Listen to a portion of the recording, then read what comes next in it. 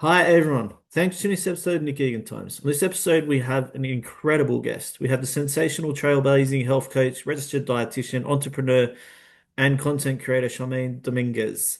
Charmaine founded Reverse Diabetes and Revolution, one of the most impactful online movements in metabolic health. With nearly over 1 million followers across all social media platforms and over 1,000 clients guided into type 2 diabetes remission, she's recognized as a leading voice in diabetes care by top medical publications. Charmaine's approach goes beyond trends, focusing on whole foods and plant-focused nutrition that improves insulin sensitivity while still celebrating food and lifestyle. Welcome to the extraordinary Charmaine, and thanks for coming on the podcast. Thank you so much for having me, Nick. You're welcome, my friend. All right, let's jump straight into it. Take us back. Tell us about your background, how I guess everything eventuated, and how your family is, and everything relating to that. Yeah, sounds good. So it all started back in high school. That's when I started to have interest in nutrition. And this is when I watched a lot of documentaries about type 2 diabetes, about just different chronic conditions and how food can actually address the root cause of all of these things. And that's when it sparked my interest about nutrition. And so that's when I decided that's what I wanted to pursue. I wanted to be a doctor, but more so on the food side. So that's when I wanted to become a registered dietitian. And fast forward, I came to America because back then I grew up in Hong Kong. Hong Kong didn't have a dietetics program. And so I ended up in LA, and that's where I pursued my bachelor, got my registered dietitian license, and that is when I started. And I first started working in a plant-based clinic, and that's where my passion about type 2 diabetes started because I think 8 out of 10 patients that I saw every day had diabetes, but they didn't know that they can actually put it into remission or reverse it. They just knew that they can manage it. And so when they were given that option, they were very hopeful, and it was just amazing to see the results in reversing their insulin resistance and helping them really get to the root cause of things. So once they change their food, they're able to drop the meds, which was very exciting. Some of my family members also have diabetes as well. So it's definitely a very exciting topic for me to explore. And I think just to be able to give people the hope that they can reverse it is definitely something that I'm very passionate about. Yeah, sounds fabulous. All right, tell me, how did you get into creating, obviously, the reverse diabetes revolution, reversing, should I say? And I guess you've gone really digital with online social media. You're very obviously heavy on that. Tell me how that's all transpired. Yeah, so it all started with COVID. I at first it started with TikTok, and I was pretty skeptical about TikTok because back then we all knew it was an app for people to go on, do some dancing trends, and I was like, oh, I'm not that, you know, Gen Z, I'm a millennial, so I wasn't Yeah. very interested in TikTok at that time. But I think because I started working for a YouTuber at the time. And so I saw how she was able to be very successful on social media. And so that inspired me to start my own social media. So I was like, okay, I'll just try it because, a coach told me to try TikTok. And that's where we blew up. And at first, we blew up because a lot of people are like reversing diabetes. That's never heard of. But what people don't know is that there's actually more and more research now showing that you can put type 2 diabetes into remission, you can reverse it, we can get off medications. It's just that, there's that old school of teaching. Once you get it, you have it forever. So that's something that, got a lot of controversy on TikTok. But, that's how we slowly grew. And then we also grew on Instagram. I would say like one of my strengths in growing social media is that I just don't care about perfection. I just can crunch out videos every day. So it started with very, very imperfect videos. It's still not perfect now, but I think the only thing I'm very good at is just pumping out videos every single day. So that's how, we grew our following and social media. No, that's amazing. And it sounds like you're very authentic. And, that's what people love is, being authentic and being real. So, yeah. Mhm. All right. Tell me about diabetes. What are the warning signs that someone might be getting it? Yeah, one of the biggest warning signs, and sometimes people don't even get any signs at all, but one of the biggest warning signs is fatigue. So if you're feeling tired all the time, if you feel very tired, especially like after meals or especially in the afternoons, that could be a sign of obviously feeling tired can be due to a lot of different things as well, but one of the most common ones is feeling fatigue. And the reason why is because our body is not processing glucose effectively. So instead of processing it effectively, it just stays in the bloodstream. And so that's why a lot of times people feel really tired, feeling thirsty all the time. Um, Feeling like you have to go to the bathroom all the time, having dry skin is one of them, or having fruity breath is one of them. There's definitely a plethora of different signs, or having necrochons. This is where you have like dark patches on your neck or dark patches in your armpit. Those are also signs of insulin resistance and type 2 diabetes as well. Great. Thanks for sharing. And what foods would you recommend to help minimize the impact or the potential of getting it later on in life or whenever? Yeah, one of the signs that I forgot to mention was having blurry vision, but one of the foods that can help with that is actually dark green leafy vegetables. So that's something that can help you with your eyes, with your vision, because a lot of times it actually, when you have high blood sugar, one, it affects your osmosis in your eyes. That's how you start getting blurry vision. So green leafy vegetables not only provides the fiber that can help you balance the blood sugar, but it also has chemical compounds that can quote unquote clean out the trash from your Hmm. eyes. So that's something that's, very exciting as well. I think the second one is soluble fiber. I think a lot of people just think about cutting carbs and that's it. But soluble fiber is actually what can address the root cause of insulin resistance and help you lower your blood lipids, which means fat in your blood. That can help you reverse insulin resistance and improve your blood sugars, if that makes sense. So that's another Hmm. one. Soluble fiber, you can find it in things like apples and things like quinoa, barley, a little bit more carby whole foods, whole plant foods, if that makes sense. And that's where, or beans and lentils, that's where you'll be able to find the soluble fibers. Yeah, awesome. And what about is diabetes genetics? Like, so is there a chance that if you have it, obviously previous generations, that you can not get it? Or is there any way apart from obviously the foods minimizing it as well? Yeah, absolutely. So a lot of times genetics do increase your chance of getting type 2 diabetes. However, it doesn't mean all doom and gloom because if you change your lifestyle with your food, with exercise, it can definitely turn things around. So it could be that maybe your parents had it, your grandparents had it, but if in this generation, in your generation, if you do something about it, you can definitely nip in the bud, even not getting type 2 diabetes at all or even reversing it. It's really about your lifestyle, your eating habits, your exercise. I like to say that, or Dr. Neil Bernard, who's very, very famous in the realm of dietetics and nutrition. He always talks about how with these genetic predisposed diseases, having these genes might be like having a gun, but the trigger is usually your lifestyle and what you eat and things like that. Wonderful. Have you had any mentors in your career that's obviously helped you? Sorry, what was that? Have you had any mentors that have helped you in your Mentors. career?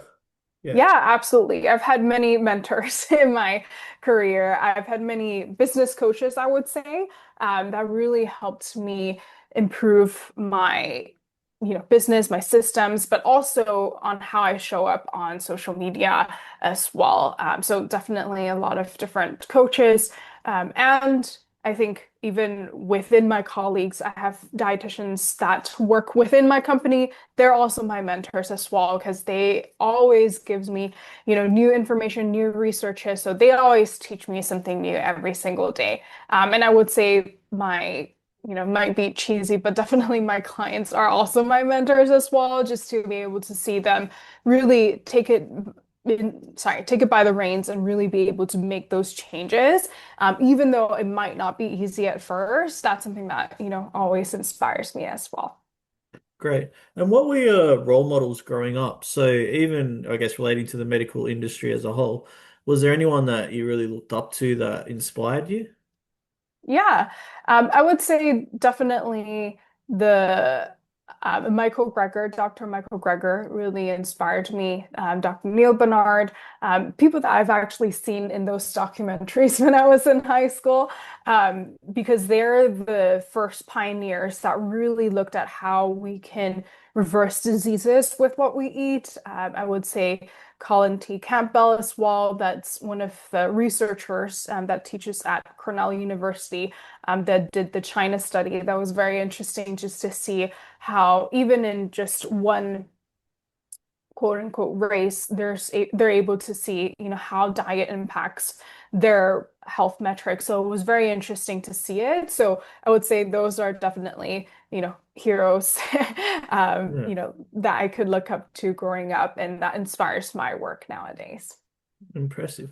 And what's the best piece of advice you ever received? The best piece of advice. That's the only way that you can fail is to give up. I think a lot of times in no matter if it's social media, there's plenty of times that I'll see, comments and I'll like tear up. My husband can tell you about that, especially in the beginning.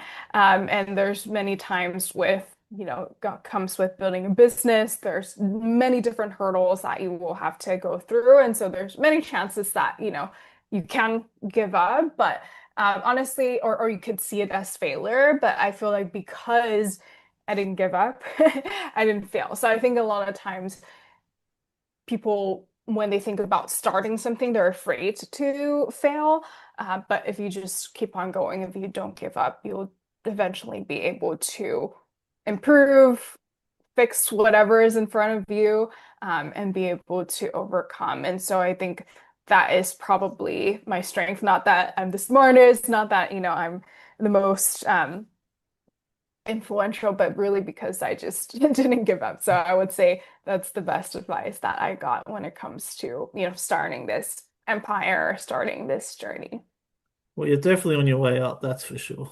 Thank you so much. I appreciate that. Um, what's the best compliment you've ever received? Mm, I have to think about that. Those are good questions. I would say, mm, I would say the best compliment is people complimenting on the people on my team. I would say that's something that I would consider that the best compliment because I really don't know how I got these amazing people because I have amazing dietitians on my team, amazing coaches on my team, just amazing workers and people on my team. And so a lot of times that when, yes, people can say that, I help them a lot on social media, but I think the best compliment is just being able to have this team of people that have the same mission. And I'm really grateful because a lot of them, even on my team, share with me how, this is their life goal. Like this is their passion. I don't know if you know the Japanese word ikigai. That means like it's like a Japanese word for your life passion. They believe that everyone should have, their life passion. So um, being able to told that, reversing diabetes revolution is their life passion is something that they're really grateful for is their you know mission. I think that's something that is the best compliment is just having this amazing team. Yeah, for sure. That's tremendous. What inspires you daily? What inspires me daily, I would say, is seeing people's testimonials and pe seeing people's wins every day. It might not be, a video that's coming out every day, but even just because we have a Slack channel between us and the coaches, so we'll see our clients' progress, and just seeing that is definitely something that inspires me every day. And not just because of the numbers, not because that, people are lowering their A1C or getting off medications, but I think it's actually seeing people post, oh, like you know, actually went grocery shopping today, or like I ate veggies with my cookies today, or just those small actions to see them start taking actions, or I added vegetables to my breakfast. Like, that's something that a lot of people are like, oh, vegetable for breakfast, like that's gross, right? But even being able to see people take those actions and just be able to like see them in the community, see them in the channel is something that really inspires me because I think, well, these are ordinary working people. Like they're not dietitians, like they're just ordinary working people that want to improve their lives. So I think just seeing that pop up every day definitely inspires me to keep going and to have even more of a reminder of what we're doing. Because I think it's easy to get lost in the hustle and bustle, to get lost in the numbers. But when we are able to see like, wow, like people's lives are actually changing, that's definitely something that's very exciting. So yeah. Well, that's amazing.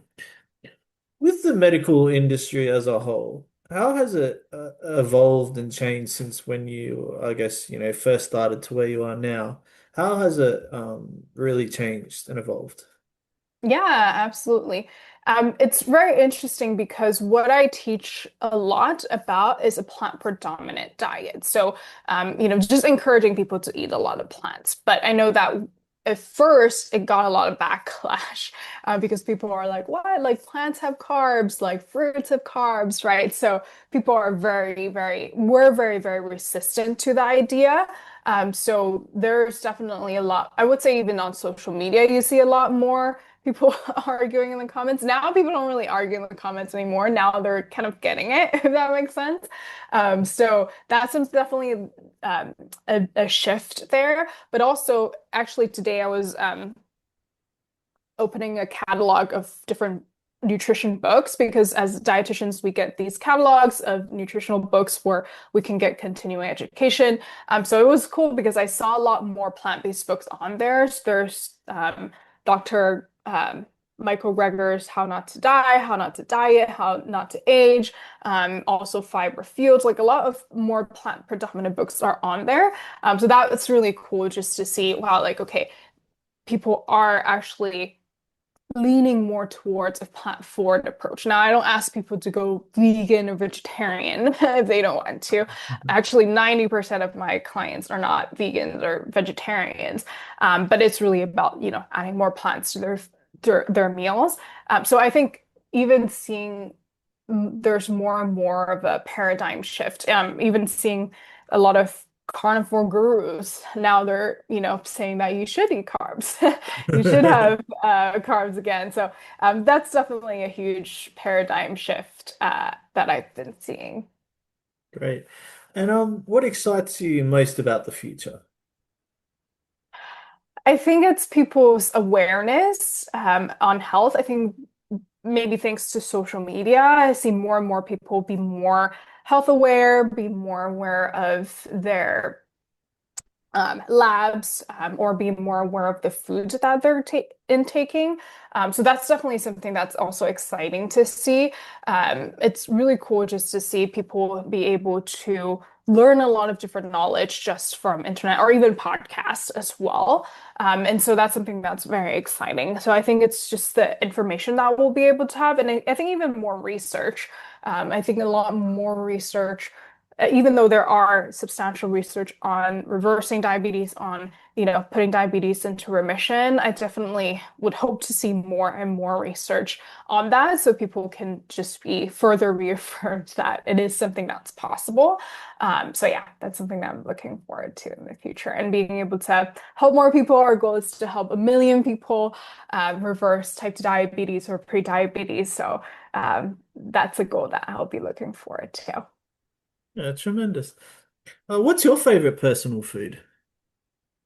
I would say Asian food, obviously, but I think that's something that I personally think Asian food is great because they feature a lot of vegetables. So it's also something that's very easy to make a balanced meal as well. So there's your vegetables, there's your protein, and there's your grain that you can use. So And a lot of times they use method like adding spices, or like steaming, or sometimes like, slightly stir frying or marinating, fermenting. So there's a lot of different methods that they use to make the food flavorful without adding a lot of unhealthy ingredients. So Asian food would be my favorite, but especially like I'm not Korean, but I love Korean banchan, which is like the side dishes that they have. That's something that's very refreshing. Sometimes I just go there just so that I can ask for unlimited Mhm. banchan and all that good stuff. So that would be, my personal favorite. I just came back from China, so I got to eat a lot of delicious dishes. We had mushroom hot pot, which is really cool because we were in a province where they grew a lot of different mushroom. It was called Yunnan. So they have a lot of different kinds of mushrooms. So we had like mushroom hot pot. It was absolutely delicious. So yeah, I love Asian food. Yeah, impressive. Where's your favorite place to travel to? Sorry, what was that? Where is your favorite place to travel to? Where is my favorite place to travel to? It'll also be like my last last Sure. answer. It'll be Asia.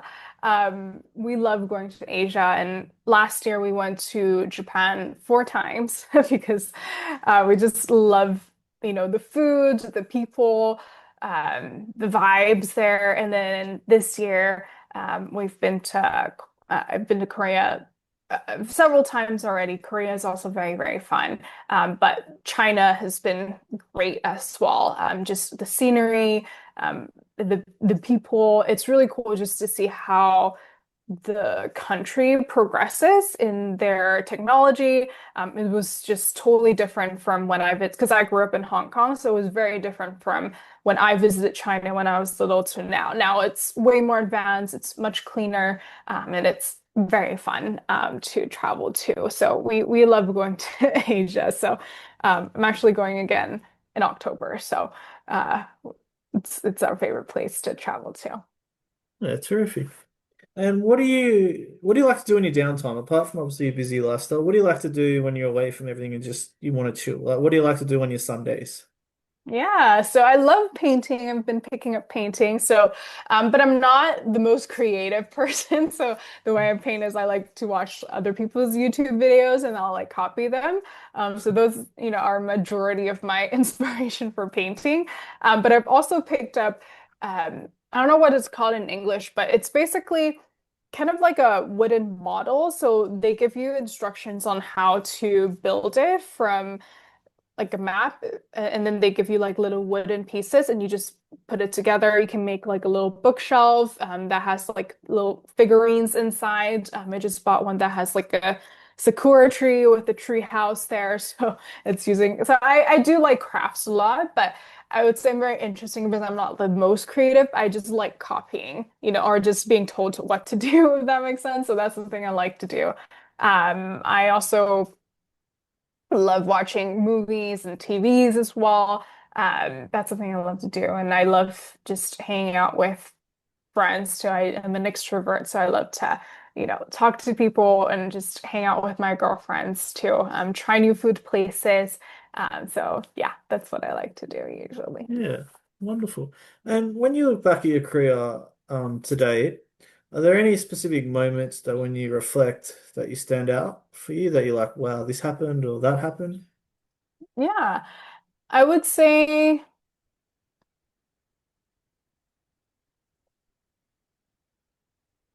mm,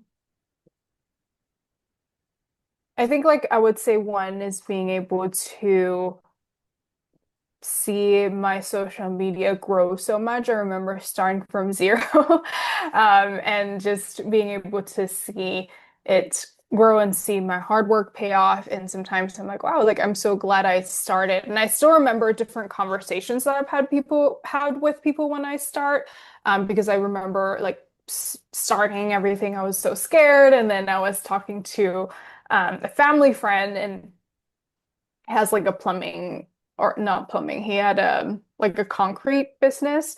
And so we were just talking about like starting, and he was the one that told me the only way that I can fail is if I give up. And so that's something that was very inspiring for me. I would say even just having really difficult times when people like in the team like come and go. I think especially when people come and go, I can feel like, dang, like, or really pivotal people that, had to leave, the team. I think I just felt like, dang, like, can I do this on my own? Like, can I, conquer this? And I did. And so it's sometimes I think even, thinking about that, I think like I was not very confident in myself. And I think I put a lot of like confidence in other people. But I think even just looking back, I felt like God was like, okay, like, no, like you can do this. You can actually, manage the whole team. You can do all of these things. And so that's something that, I look back and I'm like, wow, like I'm grateful that I had those moments. I had to choose to trust in myself. So yeah, those are definitely moments I look back. I'm like, okay, yes, like I did it. And so yeah, Yeah, marvelous. That's inspiring, It's incredible what you've achieved. So yeah, well done. thank you. Thank you so much. You're welcome. All right, if you were 18 again and you could change anything, it could be personally or professionally, what would you change? I think I would change about my self-perception. I think a lot of times we can see that, you know, maybe it's conditioning since we were little, but just not having that much confidence in myself. And so I definitely would change that because I think that now looking back, I'm like, wow, like I didn't have to be that scared. Like I could be a little bit more confident. I, could be a lot more influential if I wasn't that scared. So I think even thinking about that, I'm like, wow, like I wish I could, just go back and tell myself, like, yes, like you can do it.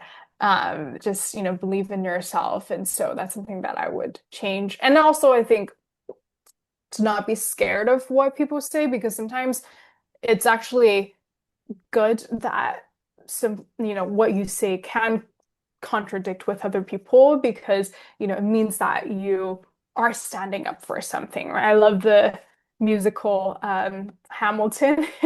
It just, between how Hamilton was and how the other, I forgot his name, but how the other character was. But Hamilton was someone that always stood up for something. And so I think even in my career, like I have to stand up for a lot of things that I believe in and other people may not believe in. And it might cause people to, argue in the comments. And it's okay. It's okay to have those because that means I'm standing up for something. And because I am standing up for something, a lot of times people also gravitate towards that. Yes, there's people that, may not agree with me, but those that, are looking for another solution or looking for, a way out, that's something that, might be what they needed to hear in the moment. Yeah, incredible. Thanks for sharing. Mhm. Charmaine, thank you for coming on the podcast. I do appreciate it. It's amazing everything you've done, everything you're doing, and yeah, I wish you nothing but the best in the future. Thank you, Nick. I appreciate you having me, and it was fun to be here. And I appreciate your amazing questions and great interview as well. Thank you. Thank you. I had a lot of fun. Thank you. Thank